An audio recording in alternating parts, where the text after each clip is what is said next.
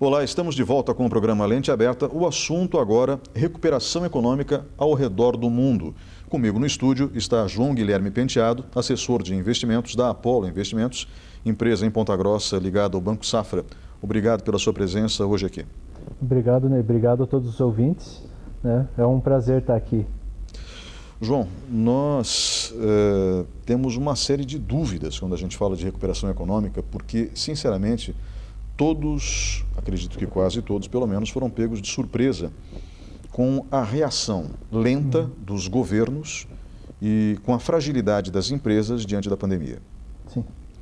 Nós, como pessoas comuns, não tínhamos noção de que alguns meses de interrupção no fluxo de negócios poderia causar um dano tão consistente.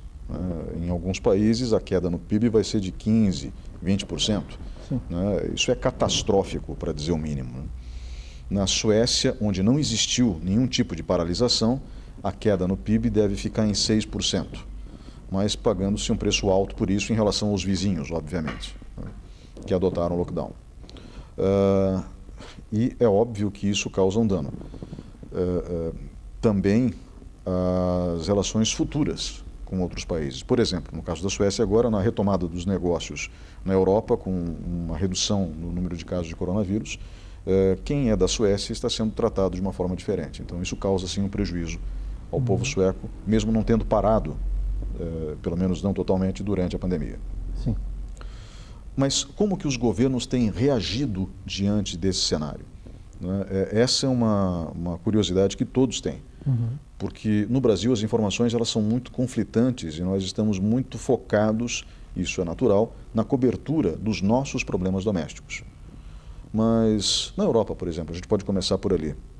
Como que esse emaranhado de países, um caldeirão de ódio que nunca deixou de ser, basta lembrar da Segunda Guerra Mundial, completou 75 anos o fim dela agora, mas, enfim, o cenário sempre foi de ódio dentro daquele continente, uns pelos outros, classes sociais distintas, enfim. Como que eles têm feito para recuperar a economia gradativamente? Podemos começar pela Alemanha, por exemplo. Tá.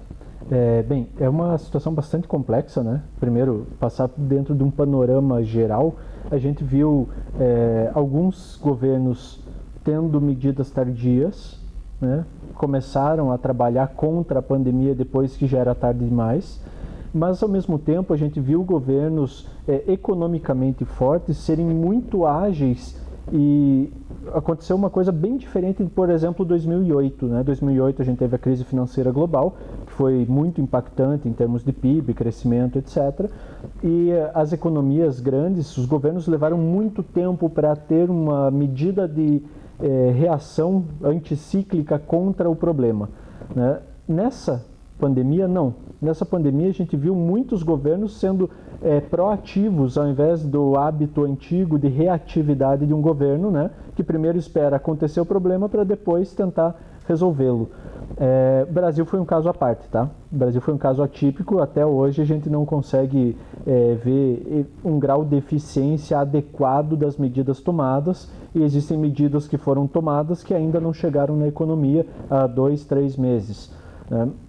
No cenário mais macro, no cenário mais global, a gente vê hoje uma retomada gradual da economia, mas existe um risco muito grande de segundas, terceiras, quartas ondas de infecções. Então, o que a gente está vendo? Que, inicialmente, o mercado precificou essa situação, chegou a uma condição de interpretar como não tão severa, porque entendeu que ia parar tudo, passar um tempo e as economias iam retomar, iam fluir, iam voltar a andar. No entanto, a gente não vai ver isso. O que nós estamos vendo, por exemplo, a Alemanha, a gente viu dados recentes onde houve um recorde de retomada do comércio varejista. Mas isso vai ser meio que a regra em todos os aspectos. Em que sentido? A economia tem um arrefecimento muito grande, uma perda de patrimônio e de valor, de capacidade de geração de receita muito grande, e as pessoas ficam concentradas em suas casas. Num segundo momento, num momento de reabertura, existe uma demanda reprimida muito grande. e aquelas pessoas que iam comprar alguma coisa, que deixaram de comprar devido à situação ou que ficaram em casa e não quiseram sair por um receio de se contaminar, todas elas passam a oferir consumo ao mesmo tempo. Então a gente tem uma retomada em tempo recorde e depois a gente volta a um patamar muito abaixo do que era anteriormente. Então, nesse cenário, a gente vê que as economias, mesmo as que estiverem totalmente reabertas e que não passem por processos de segunda ou terceira onda de infecção, vão estar caminhando num nível muito abaixo ao cenário pré-Covid, tá? Muito disso se dá devido à questão do desemprego. Um desemprego generalizado, onde economias que são mais abertas, economias mais fluidas e menos burocráticas, vão se recuperar antes, né? Aí a gente pode traçar um paralelo, por exemplo, puxando a situação dos Estados Unidos. A gente viu na Alemanha essa retomada gradual e sempre muito zelo, muito cuidado, e essa maneira que a Europa leva de conjunto econômico, né, colocaram a Alemanha na liderança. Foi uma liderança nata, sempre esteve à frente, mas agora formalizada como principal referência no combate e como seguir daqui em diante, né? Basicamente, a gente vê a Europa como um mercado cativo da indústria alemã, né? E a indústria é altamente empregadora, né? Assim como setores como construção civil e demais setores, e na Europa principalmente turismo.